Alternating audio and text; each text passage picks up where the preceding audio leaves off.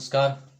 और आज हम यूरोप कंपनी का ये जो थर्ड पार्ट है वो कंप्लीट कर लेते हैं, है ना।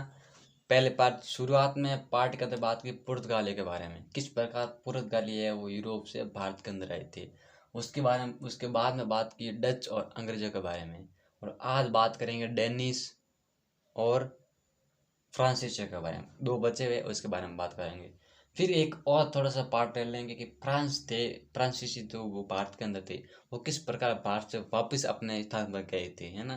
जिसके अंदर अंग्रेजों और कह सकते हैं फ्रांसीसियों के बीच में युद्ध हुए थे, 3 लगातार कर्नाटक युद्ध, जिसे आंग्ल फ्रांसीसी युद्ध के नाम से जाना जाता है। कौन से युद्ध?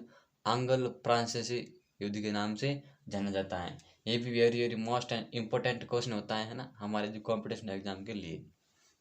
चलो शुरू करते हैं। यूरोपीय कंपनियों का आगमन। यूरोपीय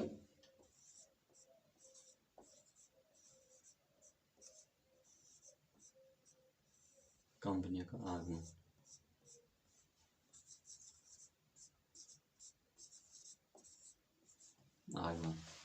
मेरी बात समझ में आ रही है ना। अब देखिए इसमें क्या होता है। डेनिश, इनका थोड़ा सा इतिहास है, ज़्यादा इतना बड़ा भी इतिहास भी नहीं है। 1620 के अंदर आए थे, है ना। 1620 में डेनिश आते हैं और एक जगह पड़ती है, जिला पड़ता है तंजौर। क्या पड़ता है? तंजौर। और इस तंजौर जिले के एक स्थान पड़ता है त्रेकोम्बर। त्रेकोम्बर, इस जगह पर इन्होंने अपनी फैक्ट्री स्थापित की थी। डेनिशा ने क्या की थी? डेनिशा ने इस स्थान पर अपनी फैक्ट्री स्थापित की थी। तो ये बात आपको ध्यान रखनी है। फिर 1845 के अंदर इन्होंने अपना सारा जो सामान है वो बेच दिया था, फैक्ट्री वगैरह, और बेच के क्या कर दिया, वापस यहाँ से चले गए थे कि भाई नहीं, अब हमारे ये काम की नहीं है, अभी हम यहाँ पर इस प्रकार नहीं रह सकते। तो थोड़ी सी ये बात आपको ध्यान रखने लगा भाई। 1620 में आए थे और तंजौर जिले के त्रेकोम्बर में अपनी फैक्ट्री स्थापित की थी। और फिर 1845 के अंदर सारा आपने जो फैक्ट्री वगैरह थी वो अंग्रेजों को बेच दी और फिर यहाँ से चले गए थे। बस इतना ही है डेनिशों का। पर एक बात ध्यान रखनी है, डेनिश थे वो 4 नंबर पर थे। पुर्तगाली, डच, अंग्रेज, डेनिश, है ना, ये 4 पे थे। अब 5 नंबर पर होगा वो होगा फ्रांसीसी, है फ्रांसीसी।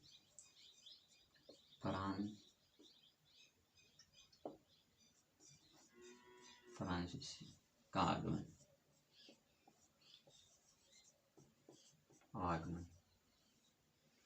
अब देखिए फ्रांसीसी का आगमन किस प्रकार होता है ना। इनका आगमन है वो 1600 के आसपास इनका आगमन होता है ना। 16 के आसपास मान सकते हैं कि फ्रांसीसी का आगमन किस प्रकार होता है। अपने जो ये कंपनी स्थापित करते हैं 1664 के आसपास। कब करते हैं? 1664 के आसपास, 64 में। लगभग 1600 के धीरे धीरे आने लग जाता है एक का दो का, समझ इतना इनका इतिहास नहीं होता है। इनका इतिहास 1664 में होता है। ये अपनी फैक्ट्री स्थापित करते हैं यहाँ पर। फ्रेंच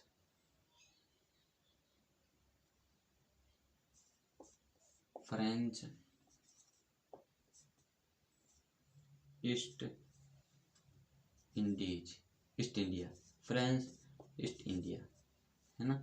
फ्रेंच ईस्ट इंडिया नाम से अपनी ये क्या करते हैं, कंपनी स्थापित करते हैं, इंडिया कंपनी। फिर ये क्या करते हैं, और इन्हीं कंपनी को एक अलग नाम से जानते हैं। किस नाम से जानते हैं? कंपनी द इंड ओरिएंटल,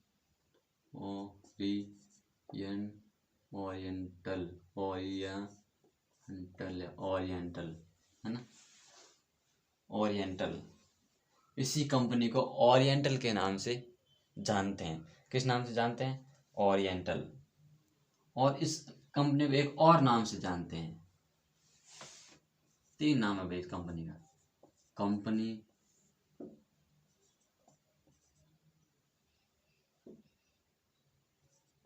देश, इंदेश,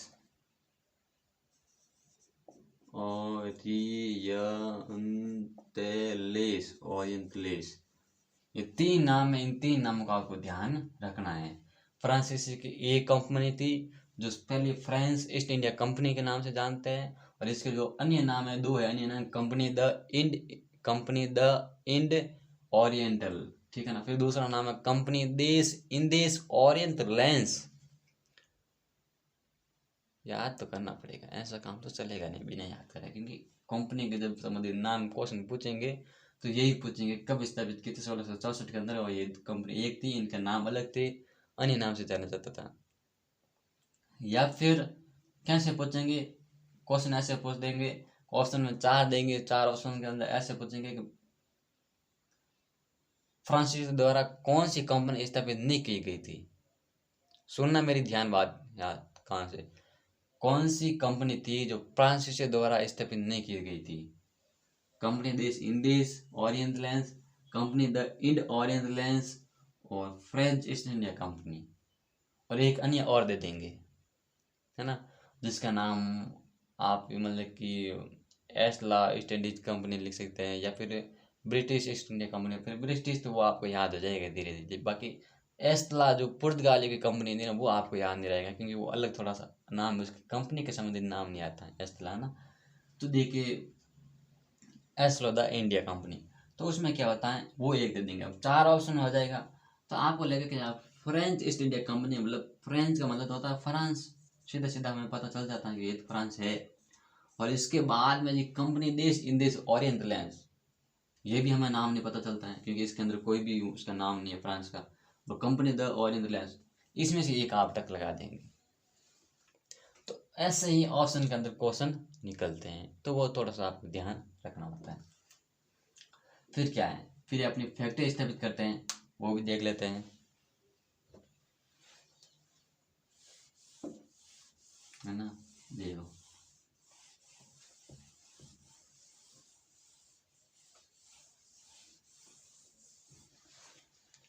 देखो इधर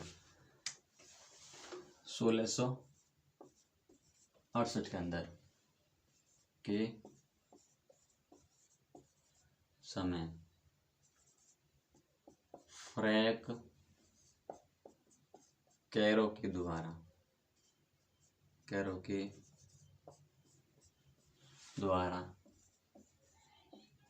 सूरत में कंपनी स्थापित की जाती है। सूरत में कंपनी स्थापित की जाती है,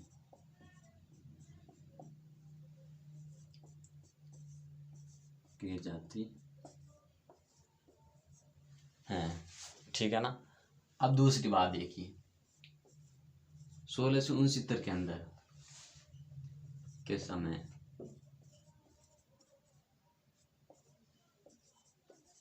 मरकार के द्वारा, मरकारा है ना, मरकारा के द्वारा 1669 के समय मरकारा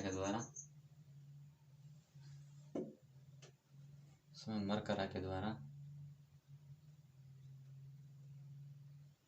है ना, के द्वारा कंपनी स्थापित की जाती है। कंपनी स्थापित की जाती है, ठीक है ना। तो ये बात आपको ध्यान रखनी है, कभी मतलब कि मरकारा के द्वारा है ना, कब कंपनी स्थापित की जाती है। देखिए मसूलीपट्टनम है ना, तो ये बात आपको ध्यान रखनी होती है। अब कैसे याद रखेंगे, देखिए इनके 2 ही महत्वपूर्ण फैक्टर थी, ज़्यादा इतनी महत्वपूर्ण फैक्टर थी नहीं डेनिशों की, है ना, थोड़ी सॉरी फ्रांसीसियों की। एक तो इन्होंने क्या, अपनी कंपनी स्थापित कर दी, और उसके बाद में 2 फैक्ट्री स्थापित कर दी, किसके द्वारा की गई थी, है ना, और कब की गई थी, तो ये बात ध्यान रखनी है। देखिए पहला काम था इन्हों का 1668 के अंदर, है ना, 64 के अंदर, और जैसे ही 64 के अंदर इन्होंने अपनी कंपनी स्थापित करते हैं, तो इनको लगता है यार हम एक फैक्ट्री स्थापित कर ले तो ठीक रहता ना, हमारी ठीक है कंपनी स्थापित हो गई, है ना, हमने मतलब कि हमको अपने राज्य से ये अधिकार मिल गया कि हम भारत में जाके कंपनी स्थापित कर सकते हैं, तो हम यहाँ पर कंपनी स्थापित कर दी, तो अब हमारी फैक्ट्री होगी ना, तभी तो काम बनेगा।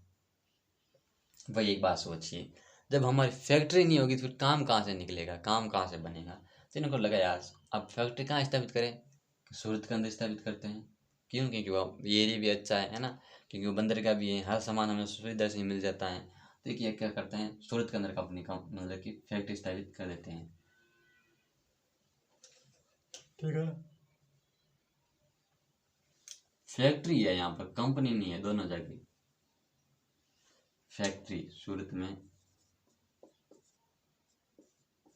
फैक्ट्री स्थापित करते हैं, ठीक है ना, यहीं पे फैक्ट्री है। कंपनी तो कंपनी होती है, फैक्ट्री अलग होती है, फैक्ट्री में काम चलता है ना।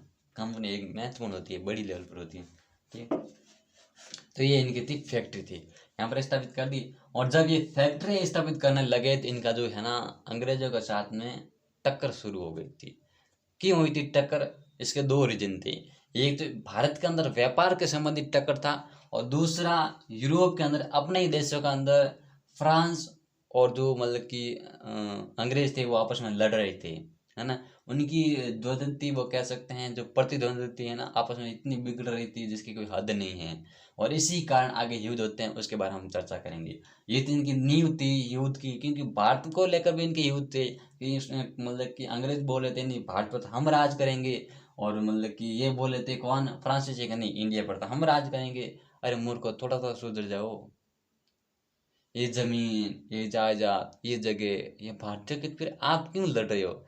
इन्हीं के चक्कर में केवल भारत के चक्कर मतलब कि भारत के लिए ये आपस में लड़ रहे थे, केवल व्यापार के लिए, अपने पैसों के लिए।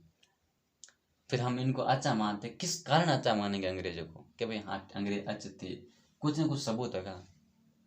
जो अपने हित के लिए दूसरों को लड़वा देते हैं, वो मैं बताऊंगा किस प्रकार लड़वाएंगे।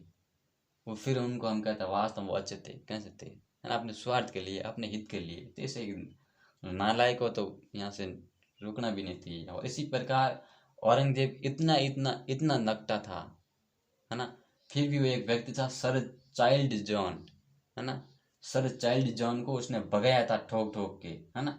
कौन था? Sir John tile, sir John child, child. इनको औरंगजेब ने कोट कोट के भगाया था कि आज के बाद तो यहाँ दिख गया ना तो तेरा गला काट दूंगा, ध्यान रख लेना, और तेरा खून पी जाऊंगा। मुझे तेरा खून पीना बहुत शौक है। औरंगजेब की रणनीति। औरंगजेब इतना खराब था, इतना खराब था, फिर भी अंग्रेजों के प्रति उनकी ऐसी भावना नहीं थी कि इनको यहाँ पर राज व्यापार करना चाहिए, है ना। वो अपने हित मतलब कि अपने राज्य के प्रति इतना मतलब कि कठोर मतलब कि है ना, इतने हद वाला था, जो राज्य के लिए कुछ भी करने के लिए तैयार था औरंगजेब। तभी तो उसने इस मतलब कि इतने वर्षों से शासन किया था, कोई छोटी बड़ी बात नहीं है ना, सबको एक साथ लेना। और उसके बाद जाने के बाद में सारे राज्य अव्यवस्था भी फैल गई, है ना, सारा काम बिगड़ गया। चलो शुरू करते हैं हम आगे। ये तीन, ये दो मतलब कि फैक्ट्री स्थापित हो गई। अब इनके युद्ध के बारे में देख लेते हैं किस प्रकार युद्ध थे। अब देखिए तीन युद्ध लड़े जाते हैं कर्नाटक की धरती पर। वो कर्नाटक की सूर वीरों की धरती, जहाँ पर युद्ध लड़े जाते हैं अंग्रेज और फ्रांसीसियों के बीच में। तो ये बहुत बड़ी चीज होती है, छोटी मोटी चीज नहीं थी। कर्नाटक में, Karnataka very very most and important 1748, 1748, है ना 46 से लेकर 48 कीजिए, है ना, 46 कर दीजिए फिर 48 कीजिए, 46 से 48 कीजिए। और एक कर्नाटक का युद्ध था, ये प्रथम कर्नाटक का युद्ध, प्रथम कर्नाटक का युद्ध आंग्ल व फ्रांसीसियों के बीच, बीच, ठीक है ना। और इसी को है ना सेंट थेमे का युद्ध कहा जाता है, सेंट थेमे का युद्ध, ठीक है ना। तो ये ध्यान रखना है, कौन सा युद्ध? सेंट थोमे का युद्ध, सेंट थोमे। इसमें क्या होता है थोड़ा सा ये बात देख लेते हैं। जब अंग्रेजों को लगा कि ये फ्रांसीसी है, इस प्रकार भारत छोड़ के नहीं गए तो हमारा तो पता साफ हो जाएगा आने वाला समय के समय ये अंग्रेज सोच रहे थे ऐसी बात। अब करें क्या? तो इसी समय एक स्थिति ऐसी हो जाती है 46 से लेकर 47 48 लगभग 2 2.5 3 साल के आसपास में कि यूरोप के अंदर एक पड़ता है ऑस्ट्रिया। किसी ना है ना, कब हम जब ये ना विश्व की हिस्ट्री है ना वर्ल्ड हिस्ट्री शुरू करेंगे तब आपको सारा बताएंगे ऑस्ट्रिया क्या मतलब कि मैटर था इनका सारा। ऑस्ट्रिया, अब देखिए यहाँ पर क्या होता है। ऑस्ट्रिया का एक उत्तर अधिकारी को लेकर झगड़ा था। ऑस्ट्रिया के अंदर कोई बोला कि मैं राजा बनूंगा, कोई बोला मैं राजा बनूंगा। तो इसमें क्या था, एक का पक्ष अंग्रेज ले रहे थे और दूसरे का पक्ष फ्रांसीसी ले रहे थे। फ्रांसीसी ने कहा नहीं इसको तो मैं राजा बनेंगे, अंग्रेज बोले नहीं इसको तो मैं राजा बनेंगे। इसके चक्कर में दोनों के बीच में लड़ाई हो जाती है यूरोप के अंदर। और इनका प्रभाव क्या होता पड़ता है भारत के अंदर, जो कि आंग्ल फ्रांसीसी प्रथम युद्ध माना जाता है। पहला कारण तो यही है। और दूसरा कारण यहाँ पर ये होता है व्यापार को लेकर भी इनके युद्ध के बीच में जो रणनीति थी वो बहुत ही कठोर थी, है ना। एक बहुत ही मतलब कि कह सकते हैं एक दुखदायी की घटना थी कि इनके व्यापार को संबंधित लेकर, है ना। एक व्यापारी एक अच्छा व्यापारी होता है लेकिन इनकी जो नीयत थी वो ठीक नहीं थी। अब कैसे नीयत कैसे ठीक नहीं थी, तो अंग्रेज क्या करते हैं, अंग्रेज ने कहा यार हम क्या करेंगे, हमारा काम क्या है, हम क्या कर सकते हैं फ्रांसीसी के सामने। किसी ने बोला था आप क्या करेंगे, इनके जो आते हैं जहाज वगैरह वो गिरा दो और तुम क्या, हमारा काम तो यही है भाई। हमारा लखनऊ से पता चल रहा है कि हम क्या करेंगे गुणों से भाई जो हमारे विचार आ रहा है उनसे पता तो यही चल रहा है कि भाई इनके जो जहाज वगैरह आते हैं वो पक गिरफ्तार कर लो और क्या करेंगे भाई। तभी तो ये फ्रांसीसी मानेंगे, वरना तो मानने वाला है नहीं। ये किसने एक ने बोल दिया तो उसने जहाज गिरफ्तार कर लिए। और जैसे ही जहाज गिरफ्तार किए और इनकी जानकारी फ्रांसीसियों को लगी, फ्रांस का जो अधिकारी थी उनको लगी कि यार अपन के जहाज उन्होंने गिरफ्तार कर ली, तो ये डायरेक्ट क्या सेना लेकर शुरू हुए और मतलब कि मद्रास में गिरफ्तार कर लिया। अब कहाँ जाएगा बेटा, मद्रास तो मेरे पास रहेगा। कहाँ जाएगा रे, कहाँ मद्रास किसके पास आएगा, मद्रास मेरे पास आ जाएगा बेटा, अब तू कुछ नहीं कर सकता। एक अंग्रेज अधिकारी भागा भागा गया सांप के पास में, सांप सांप सांप सांप, अरे क्या हो रहा है, क्या सांप सांप है, वाट क्या हुई, क्या सांप है। उसने कहा साहब ऐसी बात है फ्रांसीसियों ने मद्रास पर अटैक कर लिया है, अपना राज्य स्तर मद्रास है ना अपने अधीन कर लिया है और वहाँ पर खूब सारा घेरा डाल रखा है और हमारी इतनी हिम्मत नहीं है कि वहाँ जाके गिरे मतलब कि उनको हटा सके। और आपकी इज्जत हो तो मैं जिंदा रहूं या नहीं रहूं उनको यहाँ से भगा दूंगा। जैसे ही वो भागने लगे उसके पास साथ वाली सेना भागने लगी, अंग्रेज पीछे से बोला है उसको जो यहाँ के अधिकारी थे अंग्रेज, उसने कहा बेटा तू इधर हो ऐसे मत जा, है ना, ऐसे वहां पर मत जा, तुम फ्रांसीसियों को भगा देगा, ये तेरे बस की बात नहीं। तो फिर क्या करेंगे, अब यहाँ पर हमारा दिमाग काम आएगा, कूटनीति काम आएगी, है ना। हम इस प्रकार रणनीति बनाएंगे जिसके माध्यम से हम मद्रास को अपने अधिकार में ले सकते हैं। और एक तीर से दो निशाना, कैसे होगा दो निशाना वो अब बताते हैं अंग्रेज अधिकारी इनका, कि एक काम करते हैं भाई हम लड़ेंगे युद्ध तो इससे अच्छा है दूसरे को लड़वा दे। उसने कहा यार आप पागल तो नहीं हो गए, कि आपकी खोपड़ी अभी तक ठीक नहीं है, जैसी भी नहीं है कैसी है वो थोड़ा सा सोच लीजिए। आप खुद नहीं लड़ेंगे दूसरा लड़ेगा, भाई मद्रास तो वो उनके पास जाएगा, आपका दिमाग कहाँ गया है। अंग्रेज अधिकारी ने कहा यार तू मेरे को जो समझा रहा है ना उससे कहीं ज़्यादा मेरे को दिमाग है और मेरे को जो ठीक लग रहा है ना मैं वही कर रहा हूँ। उसने कहा ठीक है करिए। तो उस डायरेक्ट कॉल लगाता है अनवरुद्दीन को। कौन था अनवरुद्दीन, बंगाल का नवाब था।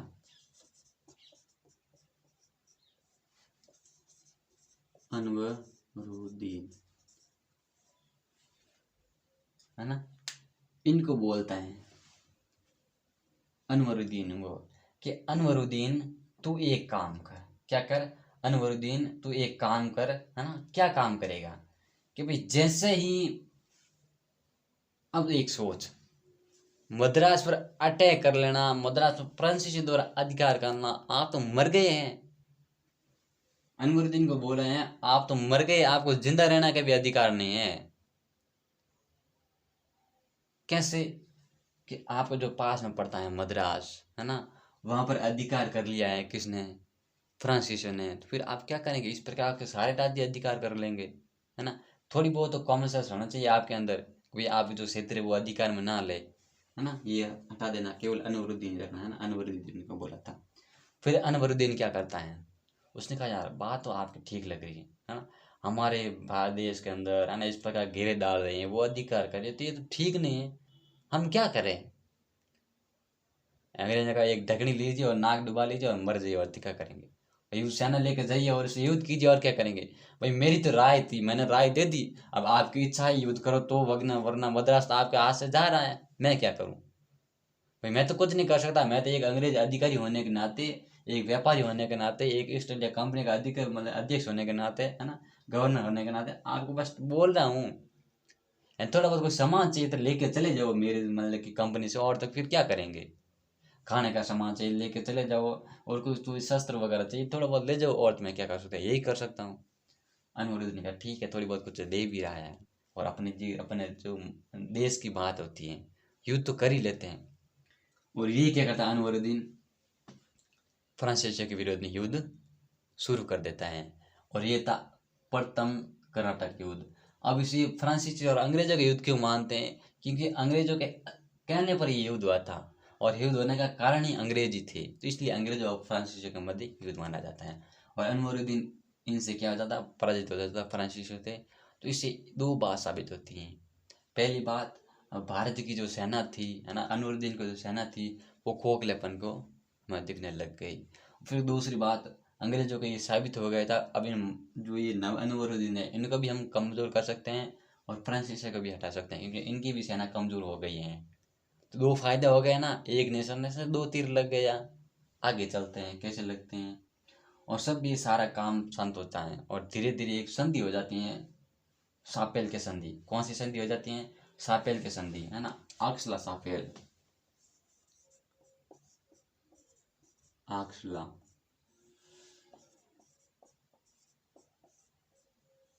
आक्सला सापेल की संधि, की संधि 1748 के अंदर यूरोप में संधि होती है, भारत के अंदर नहीं होती, यूरोप में होती है, जिसको ऑस्ट्रिया के उत्तराधिकारी को लेकर, है ना, और अंग्रेजों और फ्रांसीसियों के बीच संधि हो जाती है, जिसके कारण वहाँ संधि हो जाती है, और इनका प्रभाव यहाँ भारत के अंदर पड़ता है, और ये भी रुक जाते हैं, ठीक है ना। फिर इसके बाद में दूसरा सेकेंड वार होता है ना, दूसरा सेकेंड वार, है ना, मतलब कि कर्नाटक का युद्ध, जिसके अंदर क्या करते हैं, जिसके अंदर उसके अंदर एक बात और आ जाती है कारण, कि जब हैदराबाद और कर्नाटक दो क्षेत्र पड़ते हैं, हैदराबाद और कर्नाटक,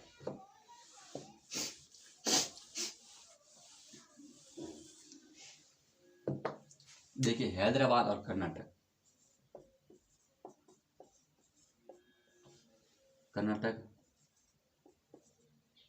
हैदराबाद, और इनके दो व्यक्ति थे यहाँ पर, नासिर जंग, नासिर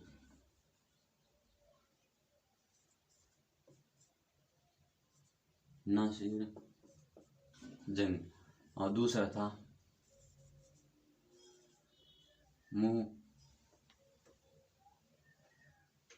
मोहम्मद जंग, मोहम्मद जंग, ठीक है। और हैदराबाद में दो थे, अनवरुद्दीन, अनवरुद्दीन और चंदा साहब, ये दो व्यक्ति थे। और बीच में जाता था फ्रांस, है ना, इसका जो अधिकारी था वो था डुप्ले, नीचे दिख रहा है, ठीक है, नहीं यहाँ लिख देते हैं डुप्ले, है ना। ये डुप्ले क्या करता है, एक तो इसका साथ ले लेता है मोहम्मद जंग का, और एक साथ ले लेता है इसका, चंदा साहब का। अब यहाँ पर क्या आता है, ये दोनों उत्तराधिकारी को लड़ते हैं, उत्तराधिकारी, ठीक है ना, और यहाँ पर भी उत्तराधिकारी को लेकर युद्ध होता है।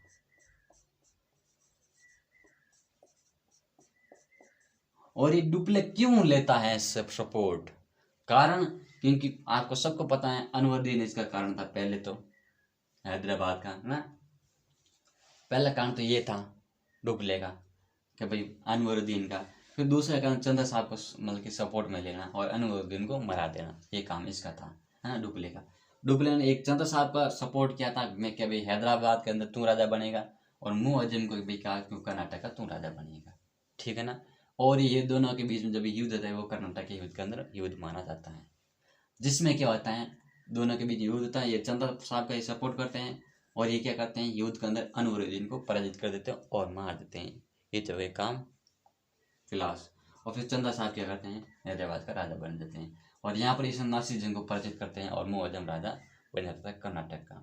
और फिर क्या करता है कर्नाटक के अंदर है ना, अंग्रेज क्या करते हैं, एक अंग्रेज जो एक अधिकारी थे वो अंग्रेज मैन अधिकारी को जाके बोला, एक सैनिक था, कि साहब बात ऐसी है कि पहली बार भी आपने युद्ध में इतना एक कठोर तरीके से भाग नहीं लिया है और नहीं अब ले रहे हैं। अनवरुद्दीन मर चुका है और चंदा साहब वहां पर अधिकार हो गए हैं और वो डुप्ले के अनुसार काम कर रहे हैं।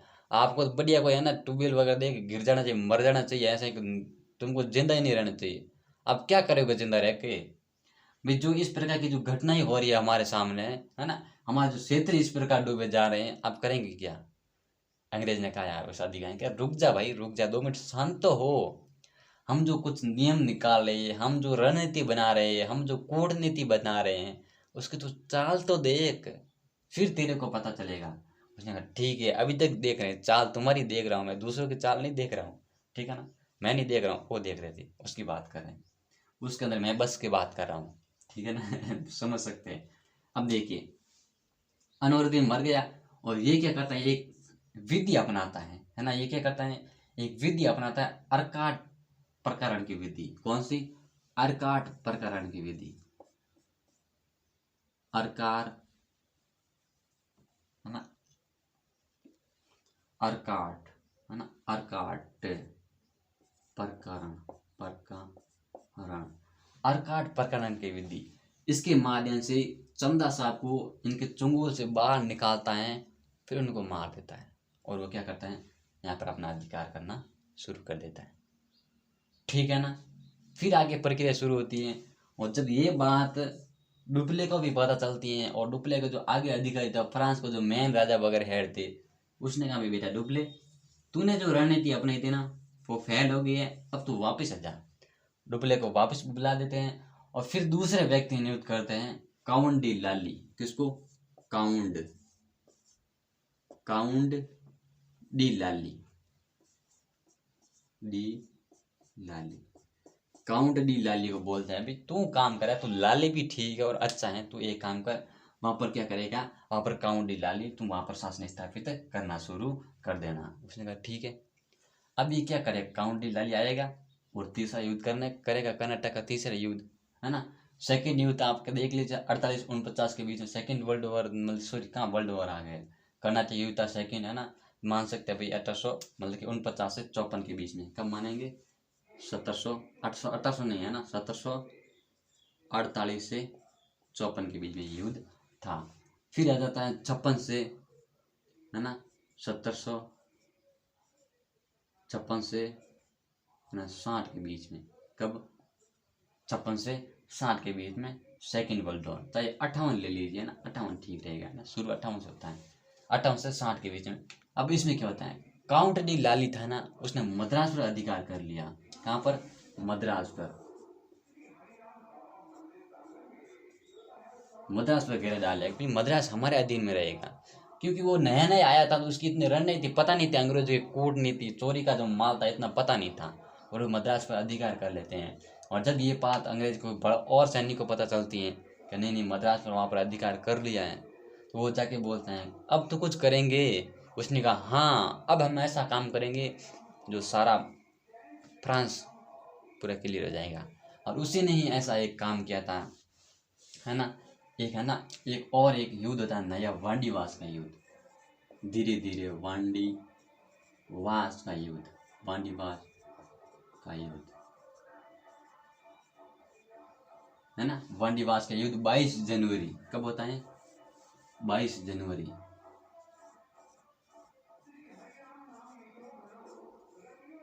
1760 में, 22 जनवरी 1760 के अंदर वाडीवास का युद्ध होता है, जिसके अंदर सारे के सारे फ्रांसीसी पूरे को पूरे पराजित हो जाते हैं और उनको यहाँ से छोड़ के जाना पड़ता है। एक निर्णायक युद्ध था वाडीवास का युद्ध। क्या था वाडीवास का युद्ध? एक ये निर्णायक युद्ध था जिसमें क्या है, आई कोट है ना, आई कोट के नेतृत्व में अंग्रेजों की सेना ने काउंट इटाली को पराजित किया था, है ना। एक आई कोट व्यक्ति था, उसके नेतृत्व में, आई कोट के नेतृत्व में। और इस प्रकार फ्रांसीसी यहाँ से चले गए थे और इस प्रकार जो मतलब कि कह सकते हैं पांडिचेरी कह सकते हैं, है ना। इस प्रकार पांडिचेरी पे धीरे धीरे इन्होंने अधिकार कर लिया, है ना। सारे क्षेत्र अंग्रेजों के अधिकार में धीरे धीरे हो गए थे। फिर आगे बात करते हैं, जो महत्वपूर्ण तथ्य हैं उसके बारे में थोड़ा सा देख लेते हैं, किस प्रकार महत्वपूर्ण तथ्य के बारे में बताती हैं। तो एक तथ्य आप देखिए ऐसा था, विलियम नॉरिस आता है ना, विलियम नॉरिस, है ना। विलियम नॉरिस औरंगजेब था, औरंगजेब के दरबार में विलियम नॉरिस आया था, विलियम नॉरिस कौन आया था? विलियम नॉरिस अंग्रेज के समय, मतलब कि औरंगजेब के समय विलियम नॉरिस आया था। एक था गौतिक स्थापत्य कला। क्या थी? गौतिक स्थापत्य कला, गौतिक स्थापत्य कला, है ना। गौतिक स्थापत्य कला जो कि पुर्तगाल के सबसे बेस्ट कला थी, गौतिक स्थापत्य कला, है ना। ये बात आपको ध्यान रखनी है गौतिक स्थापत्य कला के बारे में, कि हाँ इसके बारे में हम ध्यान रख लेंगे, है ना। और फिर एक बात करते हैं कि मुगल सम्राट फर्रुखशीर, है ना, उनके विरोध व्यापारियों द्वारा सुविधा प्राप्त करने के लिए, है ना, एक शिष्टमंडल का अध्यक्ष था जॉन सुमान। कौन था? जॉन सुमान। फर्रुखशीर के समय, है ना, फर्रुखशीर के समय जो यहाँ का जो है ना, फर्रुखशीर के समय जो व्यापारी थे, है ना, फर्रुखशीर के समय व्यापारी थे, उनका जो अध्यक्ष था शिष्टमंडल का, वो कौन था? जॉन सुमान था। तो ये बात थोड़ी सी आपको ध्यान रखनी होती है, बाकी इतनी कोई बड़ी कुछ चीज़ आपको ध्यान नहीं रखनी होती है ना। और फिर कह सकते हैं अंग्रेज आए थे तो फरमान लेके 1632 के अंदर, तो उनको मतलब एक कहा जाता है ना, सुमरा फरमान कहा जाता है, एक अच्छा फरमान कहा जाता है। यही ये दो परीक्षा थी, जो पॉइंट थे वगैरह वो देख लिए हमने, है ना, वो 2-3 महत्वपूर्ण पॉइंट थे वो देख लिए। और अब फिर बात करेंगे यूरोपीय कंपनियों में से अंग्रेज थे वो किस प्रकार भारत के अंदर अपना संपूर्ण तरीके से राज्य स्थापित कर लेते हैं, उसका अध्ययन करेंगे हम अगली क्लास के अंदर। और तब तक के लिए ये चीज़ आपको पता हो जानी चाहिए, एक बार समझ लेना, एक बार इच्छा और देख लेना। और ना पहली बार भी क्लास देख रहे हैं तो भी ज़्यादा से ज़्यादा नोट साथ में उतार लेना, ताकि फिर बाद में पढ़ने में आराम, मतलब कि आसानी हो सके, ठीक है ना। फिर मिलेंगे अगले क्लास के अंदर। थैंक यू वेरी मच, धन्यवाद।